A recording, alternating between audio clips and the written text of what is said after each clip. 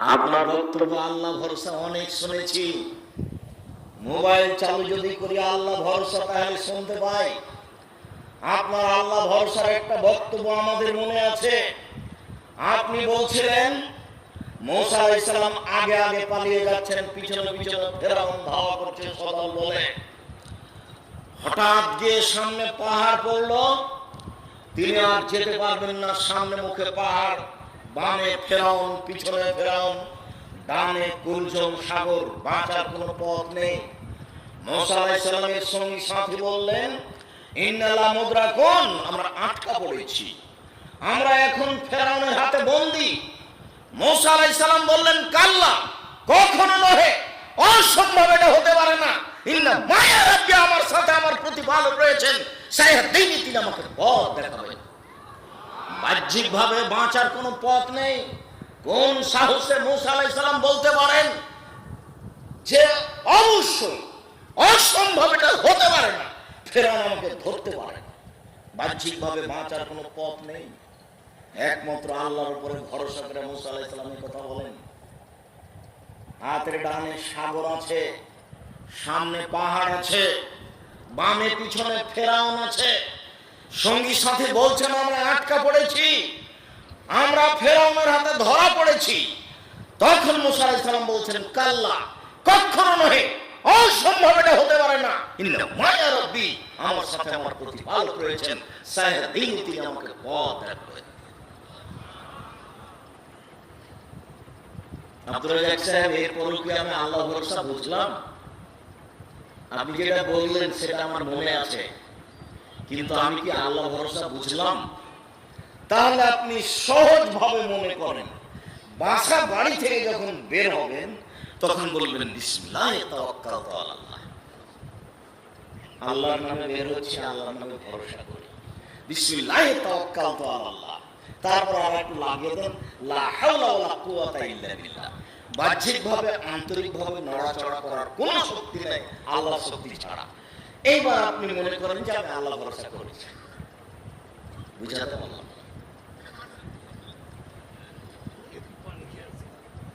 এতেই আপনি মনে করবেন। এবার যখন কোনো কাজ করবেন, কে যখন বলবে যে এটা করে দিতে হবে, তখন আপনি বলবেন না যে করব, আপনি বলবেন করবো ইনশাআল্লাহ।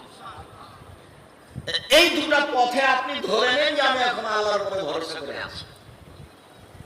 এটা হলো সহজ। কোনদিন নিজে বলবেন না, ছেলে বলছে আব্বু আমার জন্য কলম আনবেন, বলবেন না যে আনবো। কিভাবে বলবেন? আনবো ইনশাআল্লাহ। তাহলে কাজটা আপনার উপরে থাকলো না, হোক আর না হোক।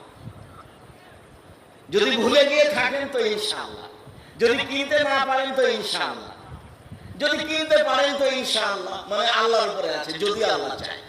আচ্ছা ঠিক আছে আব্বু, কিনবো ইনশাআল্লাহ, যদি আল্লাহ চায়। তাহলে আপনার আল্লাহ ভরসা বহাল থাকলো। তাহলে মনে রাখতে পারবেন কি? বাড়ি থেকে বের হওয়ার সময় বলতে হবে, বিসমিল্লাহি তাওয়াক্কালতু আলাল্লাহ, লা হাওলা ওয়ালা কুওয়াতা ইল্লা বিল্লাহ। আর কাজ যখন করবেন, কথা যখন বলবেন, তাতে লাগিয়ে দিতে হবে কি? ইনশাআল্লাহ। তাহলে আল্লাহ ভরসা বোঝা যাবে। আবু দারদা রাদিয়াল্লাহু তাআলা আনহু বলেন, রাসূল সাল্লাল্লাহু আলাইহি ওয়াসাল্লাম বলেছেন, বিচারের মাঠে মুমিন পুরুষ নারীর নেকির পাল্লায় সবচেয়ে ভারী নেকি হলো সদাচরণ, ভালো আচরণ। নওয়াস ইবনে সামান আনসারী রাদিয়াল্লাহু তাআলা আনহু বলেন, সালতু রাসূলুল্লাহ সাল্লাল্লাহু আলাইহি সাল্লাম মাল বিররু ওয়াল ইসমু। আমি নওয়াস ইবনে সামান আল্লাহর নবীকে একদা জিজ্ঞাসা করলাম, আল্লাহর নবী, পাপ কি জিনিস, নেকি কি জিনিস, একটু বলবেন? আমি জানতে চাই পাপ কাকে বলে, নেকি কাকে বলে। তখন আল্লাহ রাসূল উত্তরে বললেন, আল বিররু হুসনুল খুলুক, নেকি হচ্ছে ভালো আচরণ।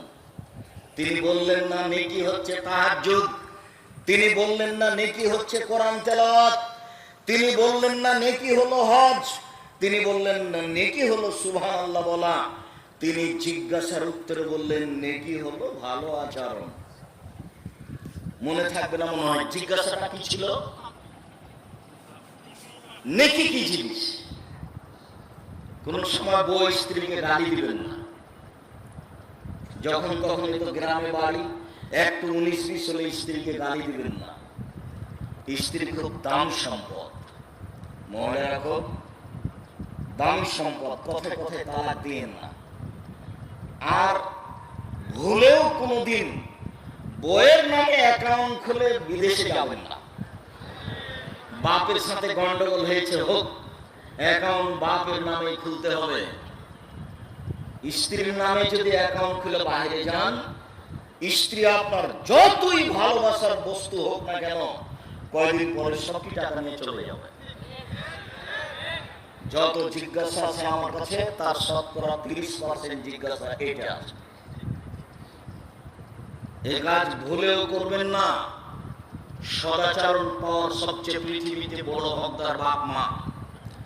বাপ মায়ের সাথে ঝগড়া ঝাঁটি ঝামেলা আছে, এই কথাই ঠিক। এরপরেও বাপ মা আমার ভালো আচরণ সবচেয়ে বেশি পাবে, এই কথাও ঠিক। কোনদিন বাপ মায়ের মুখের উপরে রাগ করে কিছু বলে কিছু সফলতা আনার চেষ্টা করিলেন না। বইয়ের যখন টাকা পয়সা সবকিছু নেওয়া হয়ে যাবে, তখন আপনাকে ছেড়ে চলে যাবে, তো আপনার বাপ আপনাকে ছেড়ে যাবে না। ছেড়ে যাওয়ার পথ তার কাছে নেই, ছেড়ে যাওয়ার পথ তার কাছে নেই। তবে বইয়ের সাথে স্ত্রীর সাথে ভালো আচরণ করবেন। কথায় কথায় তাকে তালাক দিন না। তালাক হলো মোলা তুলে খাওয়ার মতন, মানে তুললে গাছটা শেষ, আর শাক যদি উঠে উঠে খান তাহলে গাছটা আছে এখনো। তালাক মানে দিলেই শেষ। রাগ করে যদি আরেকবার দেন তাহলে শেষ। এটা নিয়ে আর কোনো কথা নেই। কাজেই যেটাই হোক, হইচই যাই হোক, তালাক দিবেন না, সদাচরণ করেন। রাসূল সাল্লাল্লাহু আলাইহি সাল্লাম বলেন, ইন্নাদ দুনিয়া কুল্লুহা মাতা ওয়া খায়রু মাতাই দুনিয়াল মারাতুস সালিহা। পৃথিবী গোটাটাই সম্পদ। পৃথিবীতে যা কিছু আছে সবই সম্পদ।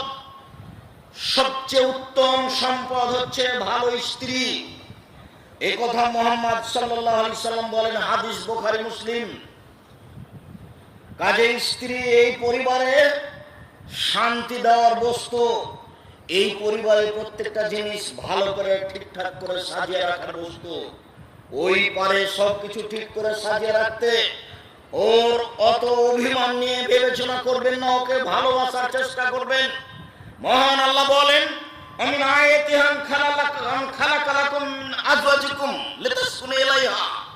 আল্লাহর একটা বড় নিদর্শন যে আমি তোমাদের মধ্য থেকে তোমাদের স্ত্রীদেরকে সৃষ্টি করেছি, যাতে করে তোমরা সেখানে শান্তি তৃপ্তি পাও। শান্তি তৃপ্তির বস্তু হচ্ছে স্ত্রী।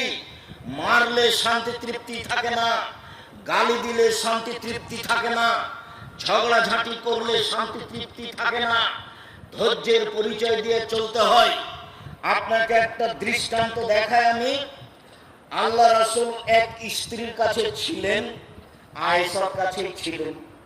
অন্য এক স্ত্রী একটু তরকারি দিয়ে পাঠাচ্ছে বাটিতে করে।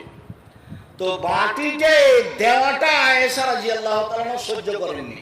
ওই কাজের মেয়ের হাতে বাড়ি দিয়ে বাটিতে ফেলে দিয়েছে, তরকারি উপরে গেছে। তা আল্লাহ রাসূল আয়েশাকে মুখ দিয়ে কিছু বললেন, এটা বোঝা গেল না। আয়েশা বাটিটাকে তিনি উঠিয়ে জোড়া লাগালেন, জোড়া লাগিয়ে বাটি রেখে দিলেন। আর একটা আয়েশা রাদিয়াল্লাহু তাআলা নতুন বাটি একটু কিছু তরকারি দিয়ে পাল্টা ফিরিয়ে দিলেন, তিনি তাকে কিছু বললেন না। আপনি তো হলেন, এই তো দাঁত ভেঙে দাও, মুখখানটা বন্ধ রাখবেন। স্ত্রীর সাথে খারাপ আচরণ করিয়েন না, সংসার সুন্দর হবে না। সম্মানিত দিনী ভাই বোন, রাসূল সাল্লাল্লাহু আলাইহি ওয়াসাল্লাম বলেন, আয়েশা রাদিয়াল্লাহু তাআলা আনহা বলেন, আল্লাহর নবী বলেছেন, ইন্নামাল মুমিন লা ইউদরিকু বিহুসনি খুলুকিহি দারাজাতাস সাইমুল কায়েম। মানুষ তাহাজ্জুদ পড়ে যত নেকি পায়, মানুষ দিনে নফল রোজা সিয়াম পালন করে যত নেকি পায়, মানুষ ভালো আচরণে তত নেকি পায়। মানুষ তাহাজ্জুদ পড়ে যত নেকি পায়, মানুষ নফল সিয়াম রোজা থেকে যত নেকি পায়, মানুষ মানুষের সাথে ভালো আচরণ করে তত নেকি পায়। হাদিস বুখারী মুসলিম এই কথা মুহাম্মদ সাল্লাল্লাহু আলাইহি সাল্লাম বলেন। আব্দুল্লাহ ইবনে আমর রাদিয়াল্লাহু তাআলা আনহু বলেন, আরবাউন, চারটি জিনিস, ইজা কুন্না ফিকা ফালা আলাইকা মা ফাতাকা বিনাদ দুনিয়া। চারটি জিনিস আছে যখন তোমার ভিতর, চারটি জিনিস আছে যখন সবকিছু আছে তোমার, চারটি জিনিস নেই যার, কোনো কিছু নেই তার। চারটি জিনিস নেই যার, কোনো কিছু নেই তার। চারটি জিনিস আছে যার, সবকিছু আছে তার। এক, হুসন খালিকাতিন, ভালো আচরণ। চারটি জিনিসের একটা কি? ভালো আচরণ। আব্দুল রাজ্জাক সাহেব বাকি তিনটা বলে রাখেন। দুই, হিফজ আমানাতিন, আমানতের রক্ষা। আপনি মেম্বার 10-এর পয়সা আপনার কাছে এসেছে, খুব সাবধান। আপনি গ্রাম্য সর্দার, টাকা পয়সা আপনার কাছে আছে, মসজিদের টাকা আছে, খুব সাবধান। হিফজ আমানাতিন, আমানতের রক্ষা। আপনি প্রিন্সিপাল, ছেলেদের সরকারের টাকা আপনার কাছে আছে, খবরদার টাকা দিয়ে বড় মাছ কিনে দেখাবেন না আমি ধনী। 10-এর পয়সা গোখরা গোমা গমা সবচেয়ে অনেক বেশি খারাপ। একটা মানুষ জেনা করেছে, ক্ষমা সহজ। চুরি করেছে, ক্ষমা সহজ। একবার রাতে কান্নাকাটি করে বলল, আল্লাহ আমি পাপ করেছি, তুমি আমাকে ক্ষমা করো। আমার বয়স 80 বছর, একদিনও নামাজ পড়িনি, সালাত আদায় করিনি। আজ বলছি আমার ভুল হয়েছে, তুমি আমাকে ক্ষমা করো। আস্তাগফিরুল্লাহ ওয়া আতুবু ইলাইহি। আশা করছি নিষ্পাপ হয়ে দুনিয়া থেকে চলে যাবো ইনশাআল্লাহ। কিন্তু আপনি সরদারি করতে গিয়ে 10 টাকা আত্মসাৎ করেছিলেন, এটা কি হবে? ভাইয়ের জমি দখল করে আছেন, দিচ্ছেন না, এটা কি হবে? বোনের জমি দখল করে আছেন, দিচ্ছেন না, এটা কি হবে? ছেলেটা জানে, ছেলেটা আপনাকে বহুদিন বলেছে, ছেলেটা আপনাকে বলেছে, আব্বা ভিক্ষা করে খেতে রাজি আছি, ফুফুর জমি খাবো না। ভিক্ষা করে খেতে রাজি আছি, ফুফুর জমি খাবো না। দাদা মারা গেছে, সকালে আপনি জমি পাবেন, বিকেল আমার ফুফু ভাগ পাবে, কথা নয়। যখন আপনি পেয়েছেন তখনই আমার ফুফু পাবে, কথাই ঠিক।